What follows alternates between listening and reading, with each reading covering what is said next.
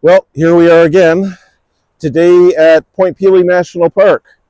This is the southernmost tip of mainland Canada. Closest town is Leamington. And as you can see, I'm surrounded by Lake Erie. The tip behind me is constantly changing day after day, year after year, with the incoming and outgoing tides and winds. We used to come here a lot as kids, particularly during field trips and during the monarch migration. Back then, there were simply millions and millions of monarch butterflies that would make their way back up here from Mexico and the southern United States, and they would fill the trees, more so than the leaves sometimes, and always found that fascinating.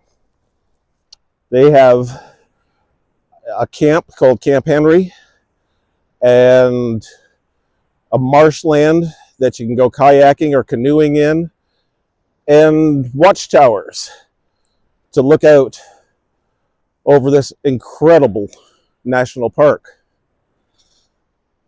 Getting back to the butterflies and the migrations, I always found that terribly fascinating, and monarch butterflies have been my favorite ever since. One of the other things that we had back then in grade school were the science fairs. So of course, I became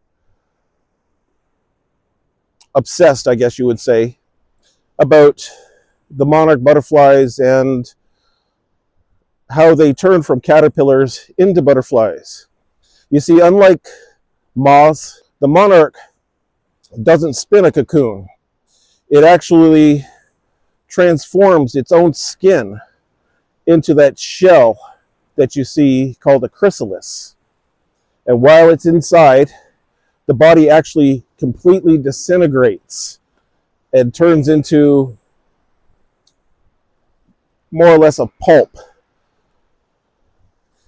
And out of that pulp, the different forms start to appear, the wings, the legs, and whatnot. And the thing with the chrysalis is that the monarch has to stay in there by itself, transforming completely until it's ready.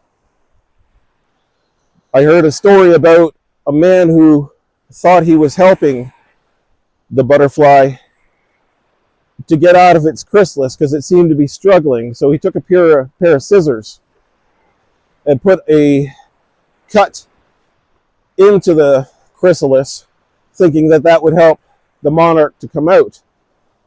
What wound up happening when the monarch did come out was that its wings were not fully developed, so it was stuck having to walk for the rest of its short life.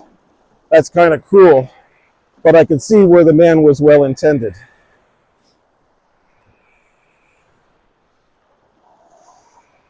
Sometimes the fear of staying the same has to outweigh the fear of changing.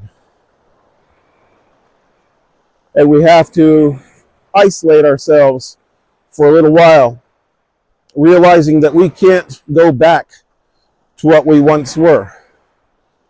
But after that transition, on our own, in our own skin, we come out all the much better for it on the other side.